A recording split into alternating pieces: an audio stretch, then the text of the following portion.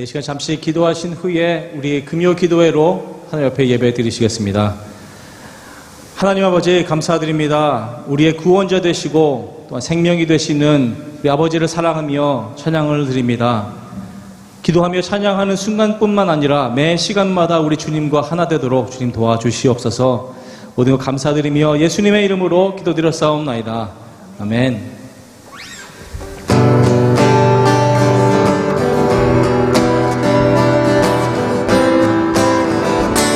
우리 박수면서 찬양 드립니다. 주의 인자하심이 생명보다 나음으로 내 입술은 주를 찬양. 주의 인자하심이 생명보다 나음으로 내 입술은 주를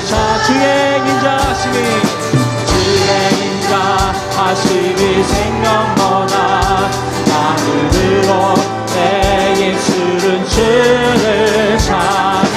주의 인자하심이 생명보다 나음으로 내 입술은 주 찬양. 이름으로 내 평생에 주를 송축하며 주의 이름으로 인하여 내 손을 들리라. 주의 인자하심이 생명보다 나음으로 내 입술은 주를 찬양. 주의 인자하심이 생명보다 나음으로 내 입술은 주의 인자하심이 생명보다 생명보다 나음으로 내 입술은 주를 찬양. 주의 인자하심이 생명보다 나음으로 내 입술 이름으로 내 평생에 주를 송축하며 주의 이름으로 인하여 내 손을 들라. 이름으로 내 평생에 주를 송축하며 주의 이름으로 인하여 내 손을 들라. 주의 인자하심이 생명보다 나음으로 내 입술은 주를 찬양. 주의 인자하심이 생명보다 나음으로 내 입술은 주의 인자하심이 생명보다 나음으로 내 입술은 주를 찬양. 주의 인자하심이 생명보다 나음으로 내 입술은 주 찬양.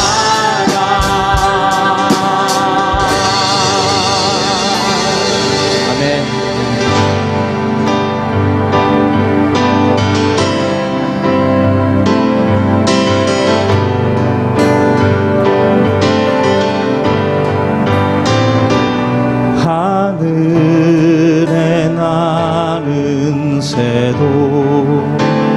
주 손길 돌보시네. 온 땅에 충만한 주 사랑으로 내 마음을 덮으소서. 주 나를 부르셨네. 주의 영광 위해 모든 사람 이끄소서. 주의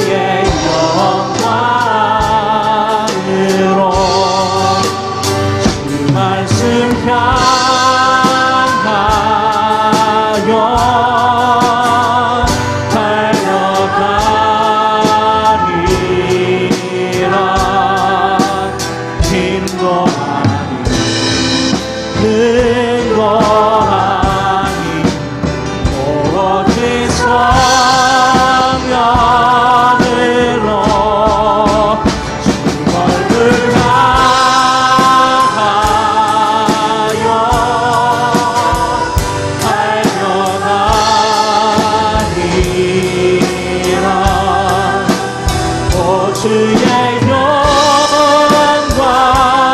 안에 살게 하소서. 시원하게 찬양합니다. 하늘에 나는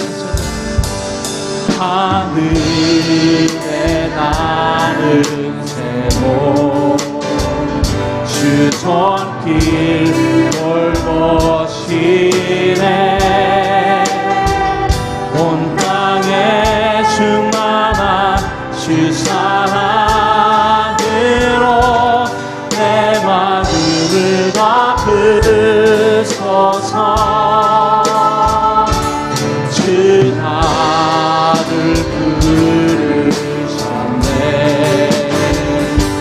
주의 영광 위에 모든 사람 이끄소서. 주의 영광으로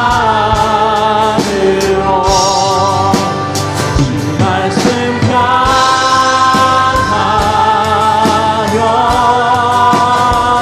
달려가리라.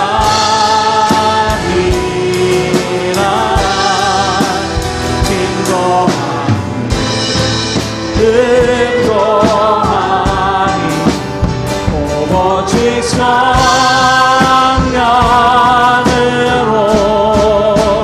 주 얼굴 향하여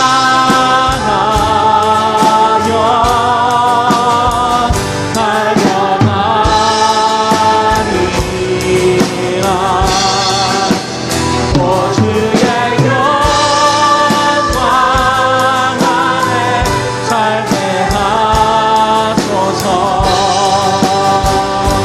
주 말씀 향하여 주 말씀 향하여 달려가리라.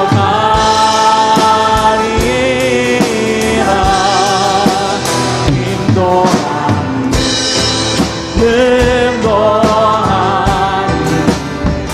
오직 성령으로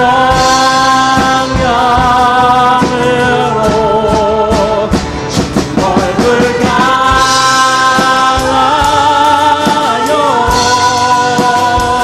달려가리라. 오 주의 영광 안에 살게 하소서.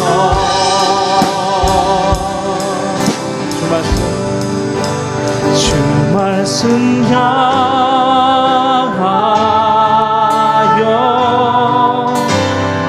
달려가리라. 인도하니 능동하니 오직 성령으로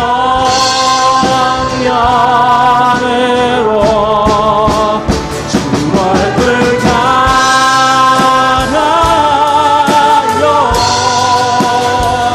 달려가리라. 오 주의 영광 안에 살게 하소서.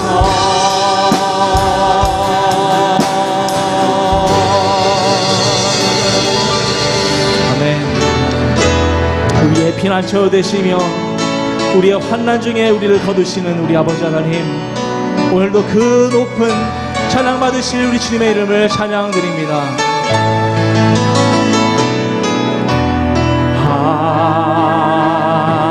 하나님은 우리의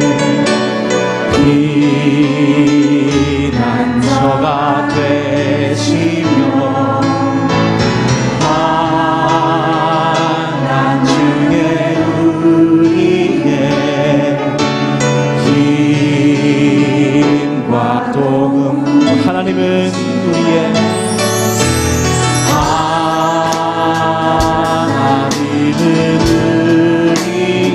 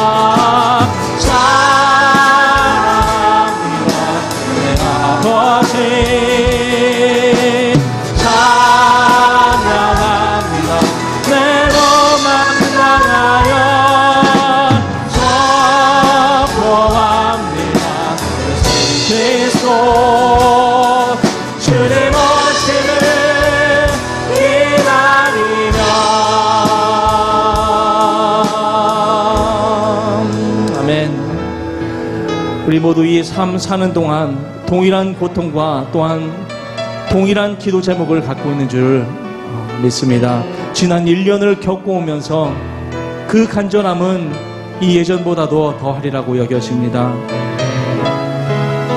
하나님께서는 요셉을 통해 이스라엘을 애굽으로 옮기시고 400년이 지나 그 후손들의 고통을 들으셨다고 기록되어 있습니다. 그들의 고통과 슬픔을 들으셨던 하나님께서는 지금도 저희들의 기도를 들으시는 줄을 믿습니다. 그분은 더디하시는 분만 아니라 그분의 시간대로 움직이는 줄 믿습니다. 저희의 믿음과 기도가 부족한 것이 아니라 하나님의 모래시계가 차서 돌리실 때를 기다리심을 믿습니다. 이 시간 같이 기도하실 때에 하나님께서 일하심이 얼마나 위대하신 건지, 얼마나 놀라운 영광을 보이시는지 그 위대함을 찬양하며 모든 영광을 받으시도록 이 시간 기도로 나아가시겠습니다. 하나님, 참으로 감사드립니다.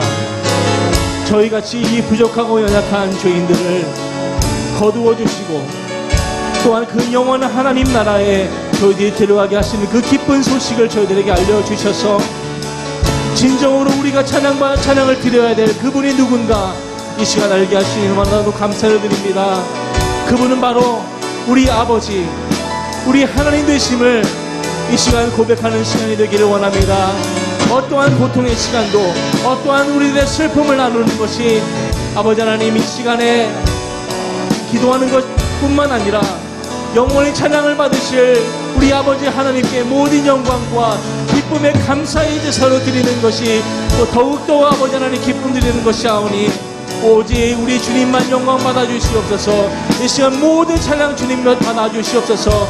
우리의 삶을 통하여 아버지 하나님만 영광 받으시고 오로지 찬양 받으시도록 저희들이 열심히 우리 주님만을 믿으며 섬기는 그러한 한 영혼 될 수 있도록 주님이 더 해주시기를 간절히 바라고 원하옵나이다. 어려운 시간임에도 불구하고 저희들이 각자 모여서 기도하는 것이 아버지 하나님만을 찬양하며 영광을 돌리는 것이오니 오직 하나님만 홀로 영광 받아 주시옵소서. 오 주님, 이 시간 주님 앞에 기도를 드립니다. 아버지, 우리의 어려움을 아시는 주님, 우리 고통을 아시는 주님, 아버지 하나님 찬양받아 주시옵소서. 너희는 가만히 있어, 너희는 가만히 있어, 그가 하나님 대박지마다 열방과 세계가 문제 주가 높임을 받는 시간 고백하기 원합니다. 사랑합니다.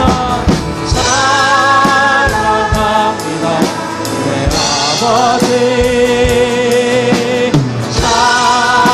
사랑합니다.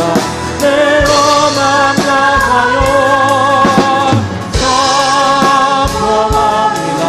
예수 그리스도 주님 오심을 기다리며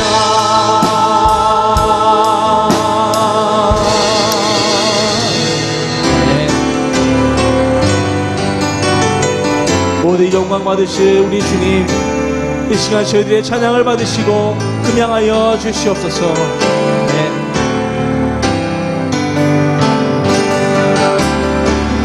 지존하신 주님 이름 앞에 모든 무릎 꿇고 다 경배해. 거룩하신 주님 보좌 앞에 엎드려 전하는 지존하신 주님, 지존하신 주님 이름 앞에 모든 무릎 꿇고 다 경배해. 거룩하신 주님 보좌 앞에 엎드려 전하세.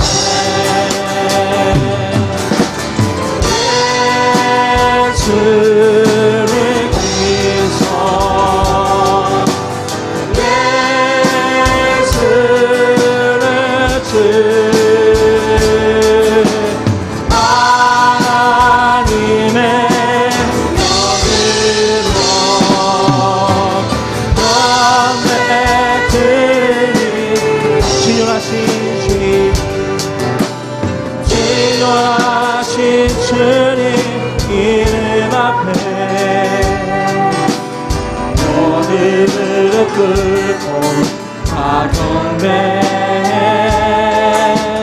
거룩하신 주님 보좌 앞에 엎드려 절하세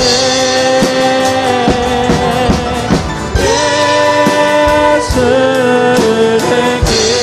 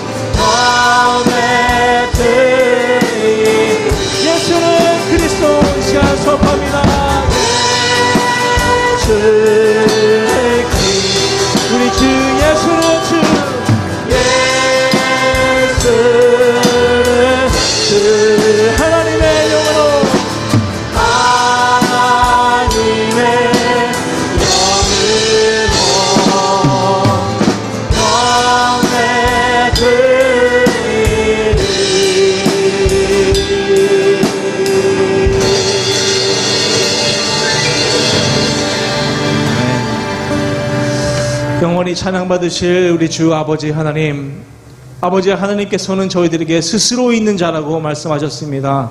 태초로부터 이 온 땅을 만드시고 저희들을 통하여 찬양받으실 아버지 하나님, 그 이름을 높여드리며 이 시간에 사랑하며 저희들 입술을 통하여 우리 주님의 이름을 선포합니다.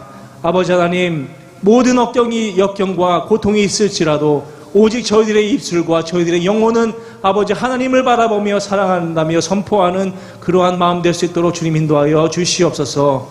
오직 그 주님의 말씀을 저희들이 받을 때에 모든 것을 이해할 수 있도록 성령님 도와주시옵소서. 모든 것 감사드리며 예수님의 이름으로 기도드렸사옵나이다. 아멘.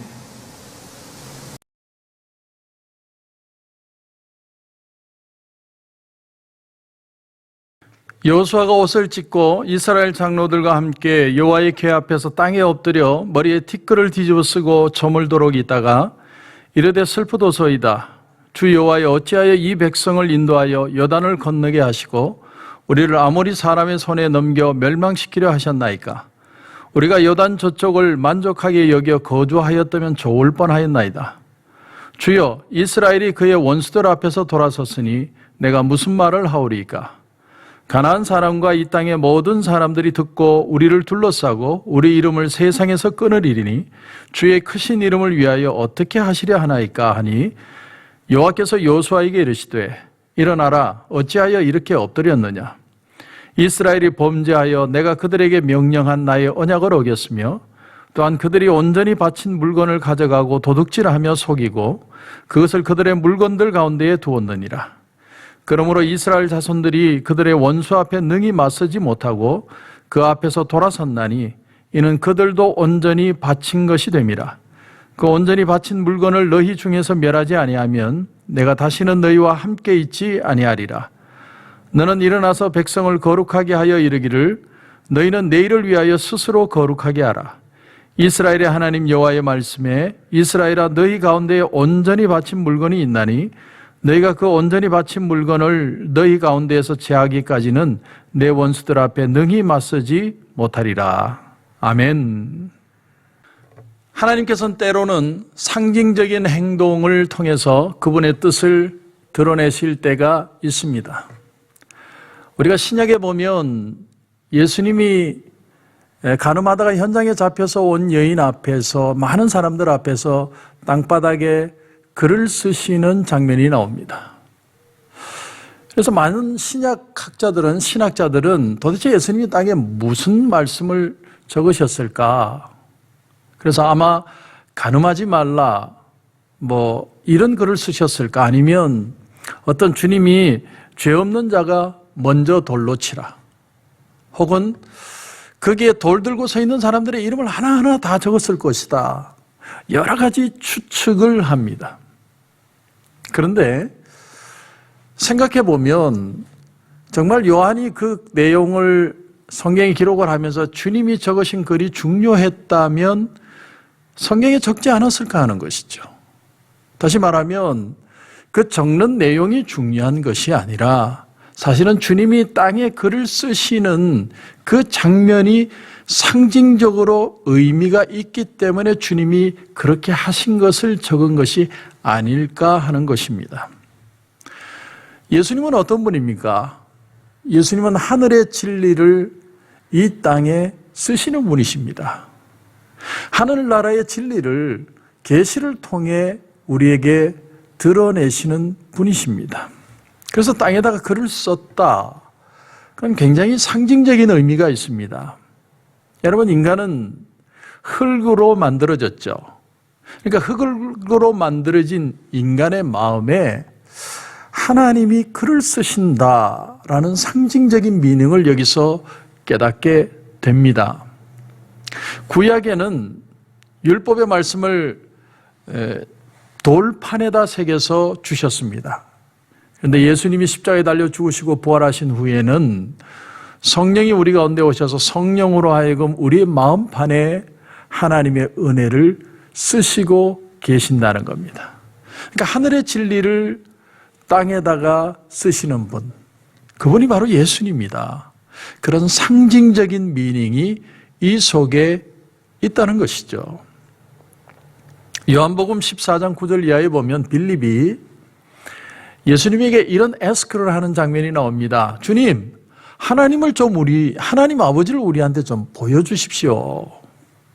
그랬더니 주님이 뭐라고 얘기하시냐면, 내가 너하고 이렇게 오래 있었는데 아직도 너는 알지 못하느냐? 나를 본 자는 아버지를 보았거늘 어찌하여 아버지를 보여달라고 하느냐? 그러시면서 또 하시는 말씀이, 내가 아버지 안에 거하고 아버지가 내 안에 계심을 믿으라. 그렇지 못하겠거든 행하는 그 일로 말미암아 나를 믿어라. 그러니까 많은 귀신들이 쫓겨나가고 병자가 고침을 받고 하나님 말씀이 전파될 때 예수님을 믿는 그 역사를 통해 이게 하나님의 역사라는, 하나님 아버지가 살아계심으로 받아들이라는 것이죠. 그런가 하면 또 뭐라고 그러시냐면, 나를 믿는 자는 내가 하는 일을 그도 할 것이요 또한 그보다 큰 일도 하리니 이는 내가 아버지께로 감이라. 너희가 내 이름으로 무엇을 구하든지 내가 행하리니 이는 아버지로 하여금 아들로 말미암아 영광을 받으시게 하려 함이라. 내 이름으로 무엇이든지 내게 구하면 내가 행하리라. 너희가 나를 사랑하면 나의 계명을 지키리라. 사랑하면 나의 계명을 지킨다. 다시 말하면 사랑 안에 이 모든 것이 결론 지어진다는 겁니다. 정말 주님을 사랑하면 주님의 사랑 안에서 이해되고 깨달아지고 받아들여진다는 거죠. 하나님 아버지를 굳이 보지 않아도 하나님이 내 안에 계심을 사랑을 통해 받아들일 수 있다는 말일 것입니다. 제가 최근에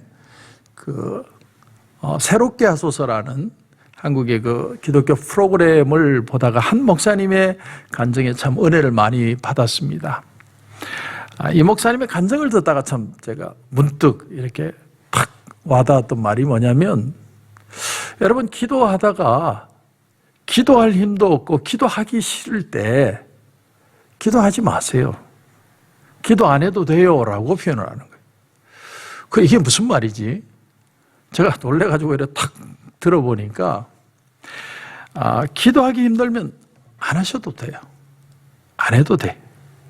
근데 떠나지는 마세요. 이렇게 하면 떠나지는 마세요. 주님 품을 떠나지는 마세요. 그냥 묵묵히 버텨내세요. 이렇게 표현을 하시는 겁니다. 그러면서 시편 23편을 설명을 하시는데, 여호와는 나의 목자시니 내게 부족함이 없으리로다. 그 말씀을 설명을 하면서 정말 그 미닝이 뭔 줄 아느냐? 양은 정말로 아무것도 못한다는 거예요. 목자를 떠나면 양은 아무것도 할 수 없는 동물이라는 거예요. 양이 무슨 오두방정을 따라서 이렇게 하니까 이쁘죠 주인님, 그렇게 하는 게 양의 역할이 아니라는 거예요. 양은 그런 거 철저하게 할 줄 모르는 게 양이라는 거죠. 양은 목자와 있을 때만 양이 양으로서의 진정한 가치가 있다라는 것이 여호와는 나의 목자시니 내게 부족함이 없으리로다라는 말씀의 미닝이라는 거죠. 돌아와서 오늘 말씀에 요한복음 14장 12절에 나를 믿는 자는 내가 하는 일을 그도 할 것이요 또한 그보다 큰 일을 하리니 이는 내가 아버지께로 감이라. 우리는 이런 말씀을 받으면 퍼뜩 무슨 생각부터 드느냐면 나도 주님처럼 할 수 있대. 성령의 불을 받으면 불이 뜨끈뜨끈하게 내게 내리면 예수님처럼 일할 뿐만 아니라 예수님보다 더 크게 역사할 수도 있대. 주여 성령을 세게 내게 주시옵소서 라고 우리는 쉽게 생각한다는 거예요. 하지만 이 말씀은 그런 미닝이 아니라 주님을 사랑하고 주님과 함께 있으면 성령께서 내 마음에 감동을 주셔서 주님이 나를 버리지 않는다는 사실이 믿어지게 하시고 그 주님과 동행할 수만 있다면 주님이 이 땅 위에서 십자가에 달려 죽으시고 부활하심으로 우리에게 구원의 길을 제시한 것을 우리의 삶을 통해 그 구원이 계속 이루어지도록 만들어주신다는 미닝이라는 거죠. 여러분 성찬식, 이 성찬식이 그 중에 하나입니다. 가톨릭에서는요, 신부님이 이 미사에 기도를 하면 그 떡과 잔이 정말로 예수님의 살과 피로 변한다고 믿는 화채설을 주장합니다. 그건 교리적으로 틀린 겁니다. 정말 살과 피가 되는 건 아니죠. 오히려 주님이 뭐라고 그러셨어요? 내가 올 때까지 이것을 기념하라. 기념하라는 단어의 뜻은 memorize, 기억하라는 거예요. 뭘 기억하는 겁니까? 예수님이 나를 위해 살을 찢어주시고 나를 위해 피를 흘려주셨구나. 그 살과 피가 아직도 내게 생명이 되고 있구나 하는 사실을 계속해서 기억하라는 거예요. 그 기억하는 행위가 바로 성찬식이라는 겁니다.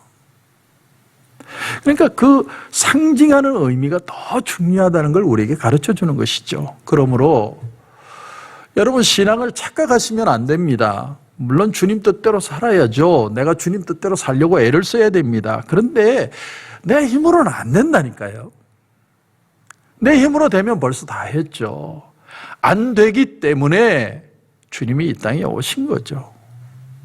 우리가 착각을 해서 타고나기를 성실한 분이 있어요.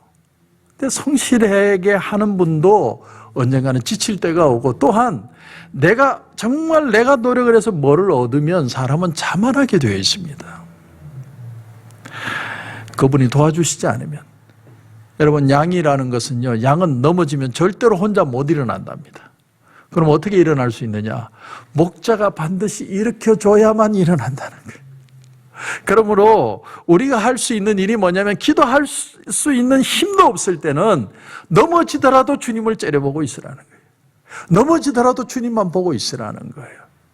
그러면 주님이 나를 일으켜 세워주실 때가 오는 거죠.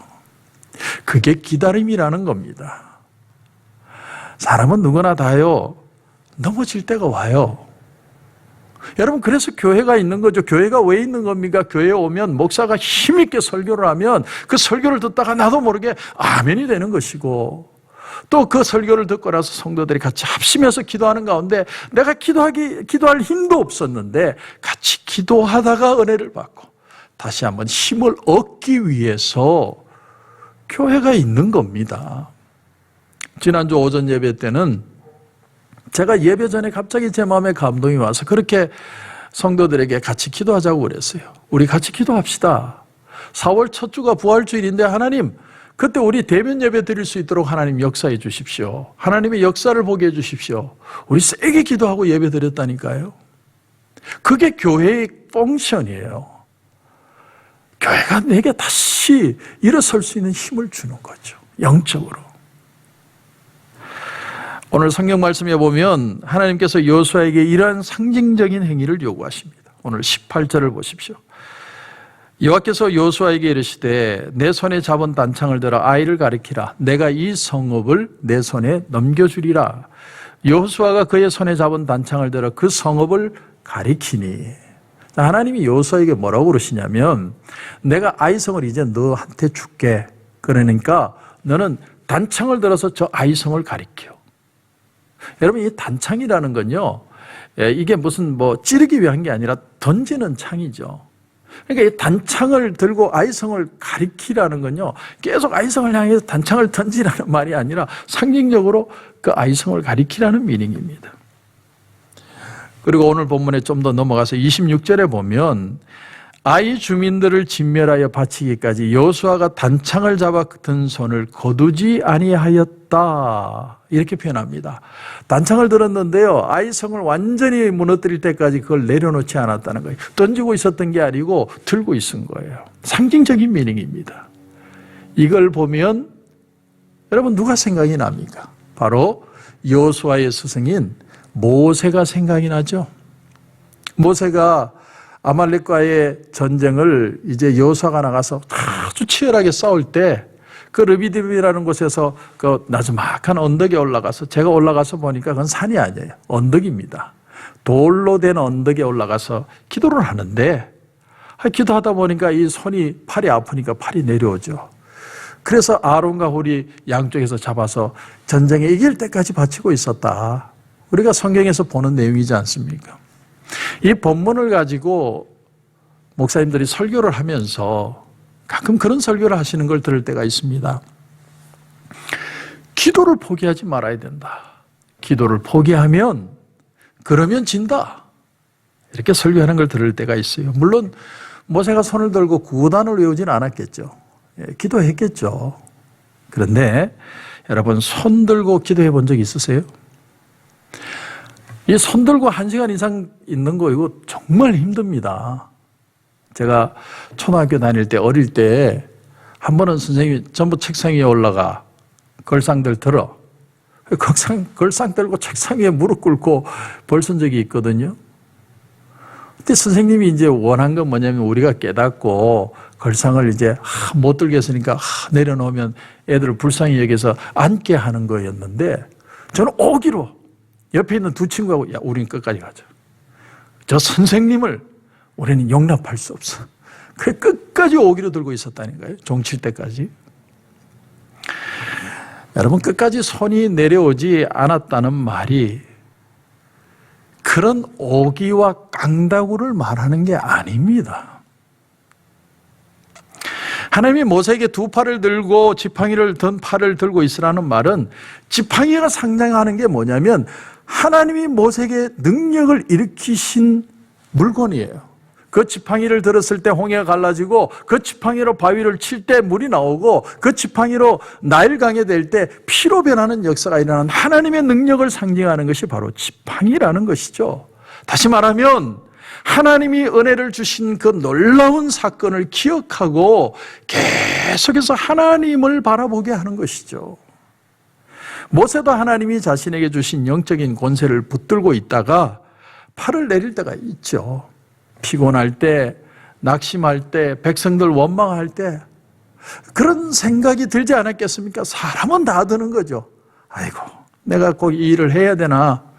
왜 나만 이렇게 막 발버둥 쳐야 되나? 나 하나 없어지면 사람들 편할 텐데 나 없어지면 뭐 끝날 텐데 괜히 내가 사람들 괴롭히고 있는 거 아닐까? 왜 나 혼자만 이런 짓을 해야 돼? 우리가요 살다 보면 신앙생활 하다가 우리의 팔을 스르르 내려놓을 때가 있어요. 나만 왜 이런 짓을 해야 돼? 아유, 그냥 조용히 살면 되지. 그러면 나는 팔 내려놔서 편할지 몰라도 백성들이 영적으로 그때부터 패배하기 시작하는 거예요.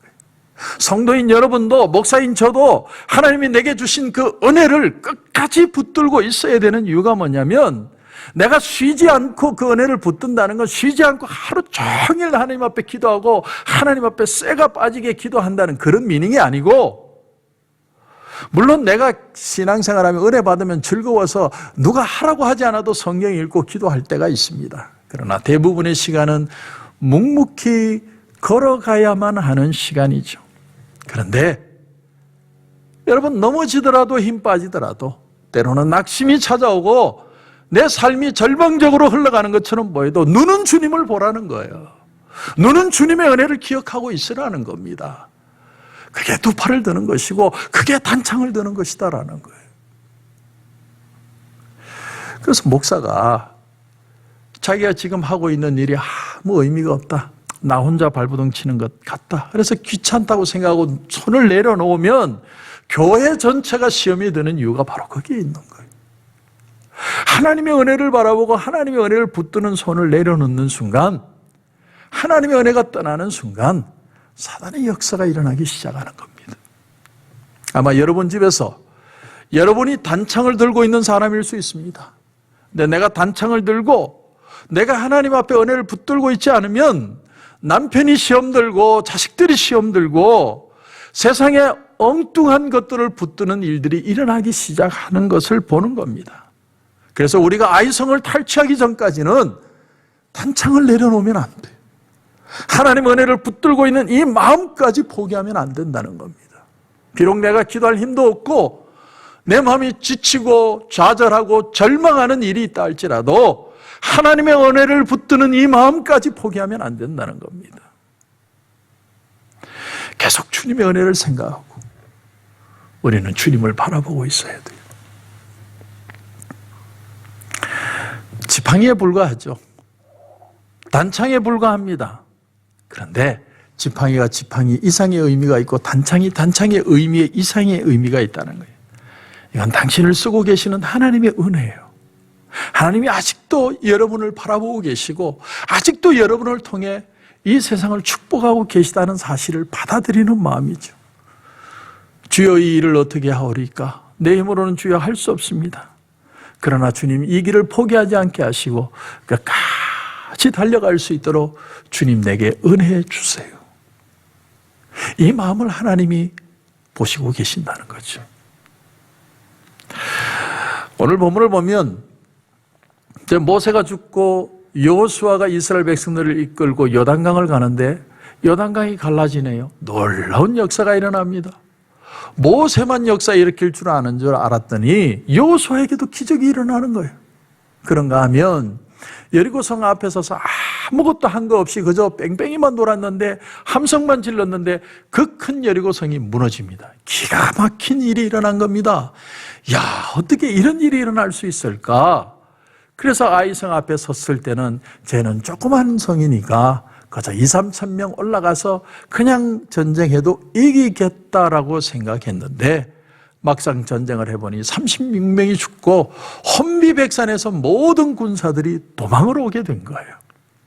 근데 도망만 온 게 아니라 그 마음이 백성들에게도 전달이 되어서 백성들에게도 전염이 되어서 모든 백성들의 마음에 두려움과 공포가 찾아오게 되었다라는 겁니다.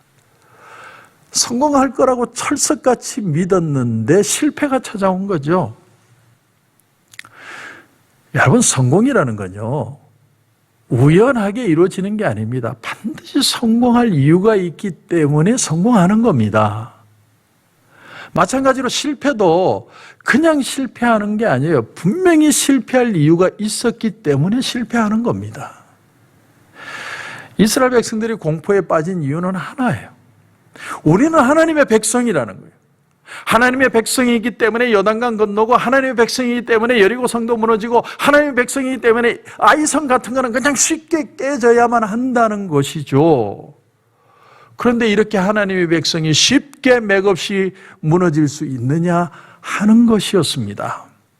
이렇게 하나님이 교회를 이 땅에 세우시고 지금까지 하나님의 교회가 이렇게 폭발적으로 성장해 왔는데 코로나 팬데믹 상황 하나 때문에 이렇게 쉽게 교회가 무너지느냐 하는 것이죠. 그래서 크리스찬들이 공포와 두려움에 떨고 있는 거예요. 왜 하나님이 지금은 더 이상 하나님이 되시지 않느냐는 거예요. No more, no more. 왜 하나님이 더 이상 하나님이 아니냐? 여기에 대한 실망이 공포와 두려움으로 바뀐 겁니다. 그래서 낙심하는 거예요. 오늘 7절에 보면 이렇게 되어 있습니다. 이르되 슬프도소이다. 주 여호와여 어찌하여 이 백성을 인도하여 요단을 건너게 하시고 우리를 아모리 사람의 손에 넘겨 멸망시키려 하셨나이까? 우리가 요단 저쪽을 만족하게 여겨 거주하였다면 좋을 뻔하였나이다. 지금 여호수아도 패배의식에 사로잡혀 있어요. 어제의 성공이 오늘엔 아무런 가치가 없는 거예요. 그래서 사도 바울은 이런 말을 합니다. 고린도후서 7장 10절에 하나님의 뜻대로 하는 근심은 후회할 것이 없는 구원에 이르게 하는 회개를 이루는 것이요 세상 근심은 사망을 이루는 것이다. 아주 의미 있는 말씀입니다. 어제의 성공이 오늘 실패에 다 묻혀버릴 마음이에요. 어제 굉장했어도 오늘은 아무것도 아니라는 그 사실이 사람을 완전히 무너뜨려 버려요. 그래서 여호수아가 티끌 가운데 옷을 찢고 하나님 앞에 저녁까지 있습니다. 여러분, 여기서 놀라운 사실을 하나 발견하게 됩니다. 여호수아가 실패한 거 사실이에요. 마음에 절망감이 찾아왔어요. 여호수아도 좌절하고 있는 거예요. 그런데 좌절을 해도 하나님 앞에 있다는 게 중요합니다. 여호수아가 하나님 앞에 있죠. 여러분 기억하십시오. 하나님 앞에만 있으면 하나님은 반드시 답을 주십니다. 이게 여호수아의 자세라는 거죠. 10절을 보십시오. 여호와께서 여호수아에게 이르시되 일어나라. 어찌하여 이렇게 엎드렸느냐. 하나님의 음성이 들려옵니다. 이게 너무나 귀한 거예요. 어떤 자리에서 어떤 모습으로 우리가 넘어졌던 양은 죽고 나서 하나 목자하고 있어야 돼요. 내가 능력이 뛰어나면 목자를 떠나도 되는 게 아니고 내가 가난할 때나 부할 때나 나는 하나님 앞에 있는 거예요. 거기에 그리스도인의 가치가 있다는 것입니다. 하나님은 이 한 사건, 아이성 패배의 사건을 통해서 아간의 도적질을 보게 하시고 이스라엘 백성들을 거룩할 것을 요구하십니다. 여러분, 내가 못하는 거룩, 버려야 될 줄 알면서도 버리지 않았던 것들, 하나님이 실패와 시련의 시간을 통해서 그것을 깨닫게 하십니다. 교만한 사람, 욕심 많은 사람, 명예욕 강한 사람, 이기적인 사람, 큰 사건을 통해 하나님이 겸손하고 온유해지도록 하나님이 만드십니다. 제가 좀 전에 예를 드렸지만 이 목사님이 누구냐면 바로 지금 유진소 목사님이 가 있는 호산나 교회의 전임 목사님이에요. 이분도 이민교회에서 아버지 밑에서 이민교회 목사님 아들로 그렇게 고생을 하다가 한국에 가서 개척을 했는데 우연찮게 호산나 교회라는 큰 교회의 담임 목사가 된 겁니다. 근데 자기는 해보니까 대형교회가 안 맞더래요. 대형교회는 아무나 하는 게 아니더래요. 근데 그 교회를 사임하고 나와보니까 갈 데가 없어요. 불러주는 사람도 없고. 그래서 전전긍긍하며 지내는데 그런데 하나님 앞에 예배는 포기하지 않았답니다. 주일만 되면 너무 조그만 교회 가도 자기를 알아보고 큰 교회 가도 자기를 알아보고 너무 큰 교회만 찾은 거예요. 그렇게 가서 예배를 드리는데 그때 가면서 뭘 느꼈냐면 성도들의 마음을 느꼈대요. 성도의 입장에서 교회를 참여하는 게 얼마나 힘든 가운데 주님을 찾고 있는지 그 마음을 느끼기 시작했대요. 하나님이 낮아지게 하시더래요. 겸손하게 하시더랍니다. 근데 그러는 가운데 하나님 앞에 예배는 포기하지 않고 있는데 주님이 한 사건을 통해 깨닫게 하시는 마음이 있었답니다. 그것까지는 다 얘기 드리기가 시간이 너무 짧고 어쨌든 그 일을 통해 자기에게 주신 하나님의 사명 개척이었고 또 많은 목회자들을 위로하는 사역이었더라는 겁니다. 그리고 옛날부터 자기 마음속에 청소년들에 대한 비전이 늘 있었는데 그 비전을 생각나게 하시더래요. 그래서 그 꿈을 가지고 다시 교회를 개척하고 지금은 그 사역을 하고 있노라고. 힘들지 않은 거 아니래요. 하지만 마음은 즐겁다는 거예요. 하나님의 음성이 들려와서 즐겁답니다. 실패의 이유는 하나님이 떠나셨기 때문입니다. 여러분, 그렇다면 하나님이 왜 떠나느냐? 사람이 먼저 하나님을 버렸기 때문이에요. 내 자리가, 내 생각이, 내 욕심이 하나님을 슬그머니 내 자리에서 보내버린 거예요. 그리고 그 자리에 세상의 것들이 다 차고 있는 거예요. 근데 우리는 어떤 일을 통해 하나님 앞에 다시 서게 되고 하나님 앞에 다시 서면 하나님은 언제든 우리에게 찾아오십니다. 오늘 13절 이제 보십시오. 13절을 보시면 너는 일어나서 백성을 거룩하게 하여 이르기를 너희는 내일을 위하여 스스로 거룩하게 하라. 다시 말하면 다시 신앙을 가다듬고 새 뜻으로 새 마음으로 내가 거룩하게 서면 내일을 주겠다는 말씀이에요. 내일을 주겠다. 거룩하게 한다는 건 생각을 바로 하는 것이고 제거할 것을 제거하는 겁니다. 여러분 신앙의 미닝을 잘 이해하셔야 됩니다. 아간은 죄를 지었습니다. 신할성 외투 한 벌과 그리고 은 200세겔과 그리고 금 한 덩어리를 탁 숨겼어요. 왜 숨겼을까? 가만히 생각해 보면 그것은 바로 자만심이었던 것 같습니다. 이 큰 여리고 성의 승리가 일어났는데 이 정도쯤이야 어떨까 하는 생각이었던 것 같아요. 그러나 이 전쟁은 영적 전쟁이었습니다. 철저하게 제거하지 않으면 이길 수 없는 전쟁이에요. 그래서 그 자신이 하나님 앞에 제물이 된 겁니다. 여러분 우리에게도 마찬가지입니다. 유명한 제갈공명이 화전을 준비하면서 이런 말을 했죠. 진인사 대천명, 사람이 할 일을 다하고 하늘의 명을 기다린다. 여러분 그렇습니다. 스스로를 거룩하게 하고 내일을 주실 하나님을 기다려야 됩니다. 그게 바로 소망이라는 거죠. 소망은 다른 게 아니에요. 이 단창을 요수아가 사람들이 보는 앞에 들어야 되는 것처럼 목사도 단창을 들고 있어야 됩니다. 다시 말하면 교인들에게 분명히 나가야 될 길을 끊임없이 포기하지 않고 제시하는 거예요. 우리의 갈 길은 거룩한 길이고 의의 길이고 세상과 타협해서는 안 되고 믿음으로 가야 되는 길이고 자녀들에게 믿음을 가르치고 돈을 우상으로 삼지 말고 하나님을 경외하고 세상을 이기고 성령과 동행하고 전도하고 빛과 소금의 길을 우리가 걸어가야만 합니다. 목사는 끊임없이 이 한마디 하는 겁니다. 마찬가지로 여러분도 이 단창을 쥐고 있어야 돼요. 내가 끝까지 어떤 일이 일어나도 내 남편과 내 자식들을 생각하며 끊임없이 하나님 앞에 은혜 앞에 서 있어야 합니다. 비록 기도할 힘도 없고 낙심할 일들이 나에게 다가와도 나는 끝까지 은혜는 포기하지 않겠습니다.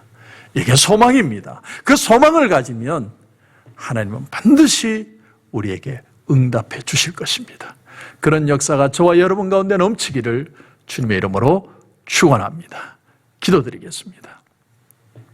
하나님 은혜를 감사합니다.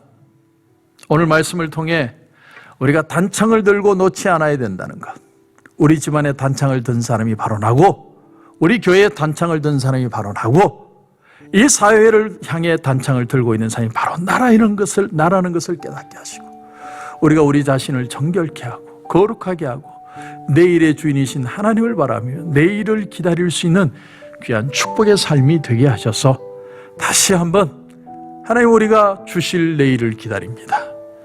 하나님 이 은혜를 포기하지 않게 하시고 은혜로 승리하는 축복의 역사가 넘치게 하여 주시옵소서. 오늘도 기도하는 가운데 하나님 큰 은혜 주실 줄 믿고 예수님의 이름으로 기도드립니다. 아멘.